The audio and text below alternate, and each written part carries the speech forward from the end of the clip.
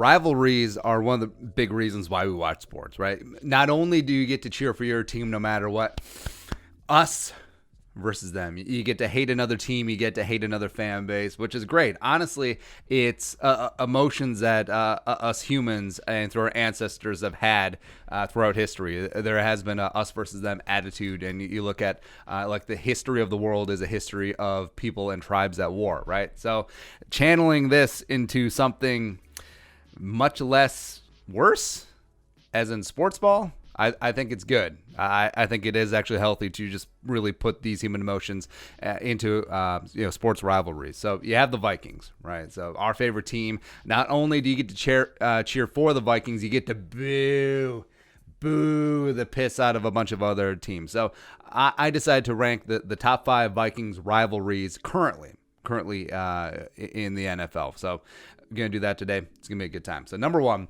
60 years of history. I just played. Like, honestly, if you put the Vikings as their biggest rival, I would not be mad at you, and I would fully understand it. But yeah, true number 1. So of course, the greasy, grimy Green Bay Packers. We all know boarded battle, all that stuff. Minnesota, Wisconsin have this natural rivalry, right? You go back all the way to like the mid 1940s and 50s. You got college sports. You got the Gophers and the Badgers. Gophers have 7 national titles in football, by the way. The Badgers only have 1, and it's disputed. Not saying, just saying. But also the rivalry of who has better walleye lakes, we do.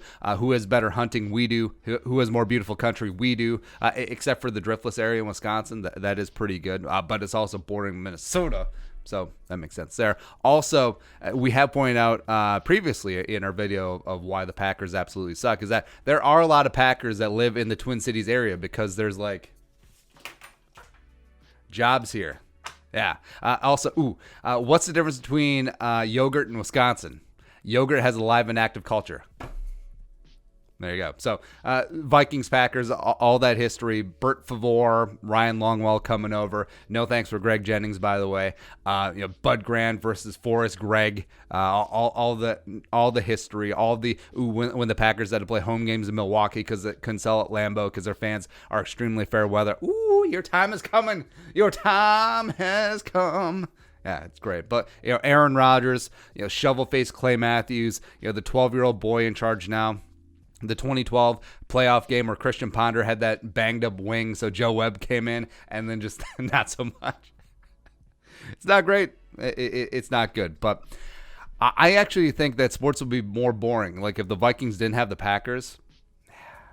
It's weird. It's like the Joker in The Dark Knight when he's like, "You complete me."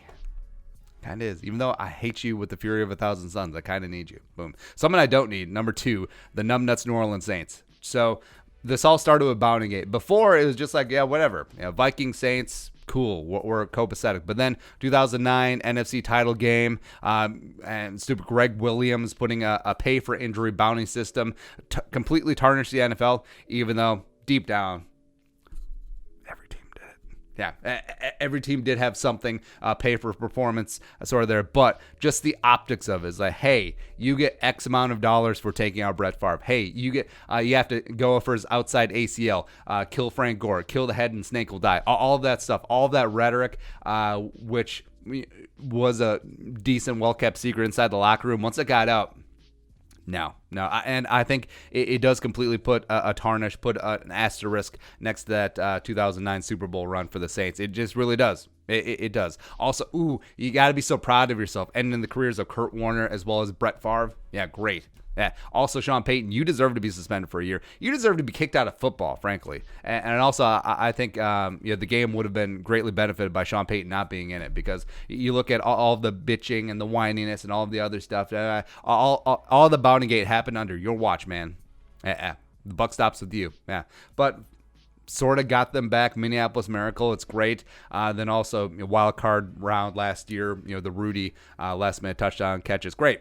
It is great. So the Vikings are leading the all-time matchups in 23-12 face, as well as 4-1 in playoffs. That one though, it does stick with you. It's tough. Boom. Number 3. So the crooked Chicago Bears. The one. This one has sort of been meh historically. It always has been more Bears-Packers rivalry, Vikings-Packers rivalry, and the Vikings-Bears is just sort of whatever. But last couple of years, it has been the birth of the Vikings never win in Chicago narrative, right? So yes, from 2008 to 2015, the Vikings lost 7 straight games in Chicago.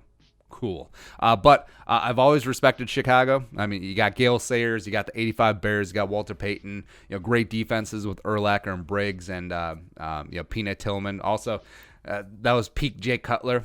That was peak smoking Jay Cutler. Like, no one remembers Denver Jay Cutler. No one remembers Miami Jay Cutler. They remember Chicago Bears overpaid smoking Marlboro Reds Jay Cutler. And for that, we thank you. But, I mean, as of recently, I feel like the rivalry has gotten heated up a little bit, mainly because of the Mitchell Trubisky ponder jokes. And also, Bears fans really starting to get militant. I mean, how can you have that much energy to hate after you eat one of those Chicago dogs and one of those Italian pot pies that you call pizza, absorbing 7,000 calories? You need a nap as opposed to getting militant on the internet, man. And also, these jabronis deserve nothing good in life, because a lot of them were Bulls fans in the 90s.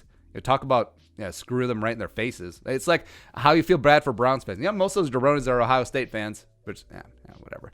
Number 4, the goddamn Jets.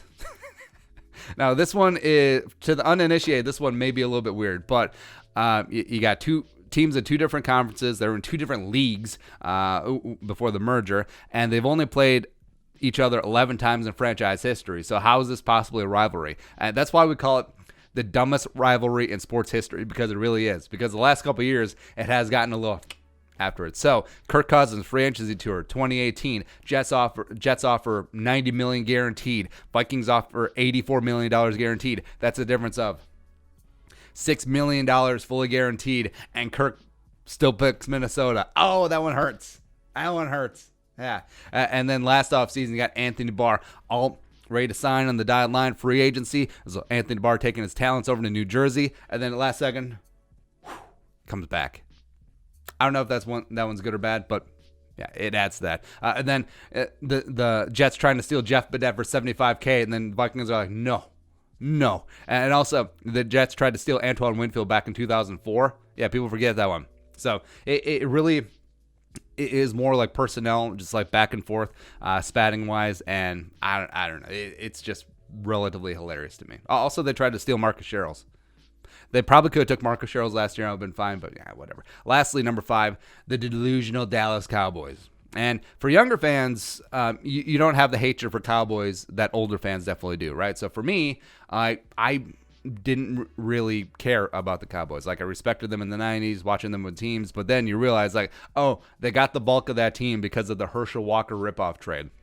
GM Mike Lynn, probably the worst general manager in NFL history, because he okayed that trade, right? So Jimmy Johnson just completely working the Vikings and building up that Super Bowl roster. That's the start, as well as the push-off in the 75 game. Not the Hail Mary, the push-off by Drew Pearson. The push-off. The illegal push-off by Drew Pearson. Again, say it again. Not the Hail Mary. Not the, Roger Staubach, or throwing up to Drew Pearson. No. It is the illegal, explicit push-off by Drew Pearson that knocked the Vikings out of the 75 playoffs. Boom. As well as Vikings lost to the Cowboys in the 75 NFC title game too. Yeah. But I think it's America's team, Jared Jones, and all his boisterous braggadociousness. I think all teams, frankly, have some level of rivalry with the Vikings, with the Cowboys. But the Vikings just have it a little bit more just because of history, even though it is a little bit more ancient history.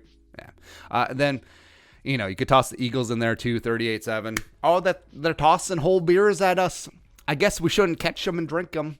And then also, I don't know if you consider the Lions a rival of the Vikings. I don't. Like, I understand they're in the same division, but I have zero animosity towards the Lions or the Lions fan base. I just don't. I feel like the feeling is mutual as well. So what can you do there? But that is it. We ranked the top 5 Vikings rivalries in the league. Sure. All right, your thoughts on the rankings. What would you change? Who'd you put in there? Let us know in the comment section below. Subscribe for daily Vikings takes. If you want to support the work, pull us up on the Venmo. Plus give us a follow on social media as well. But until next time, Skull, production value.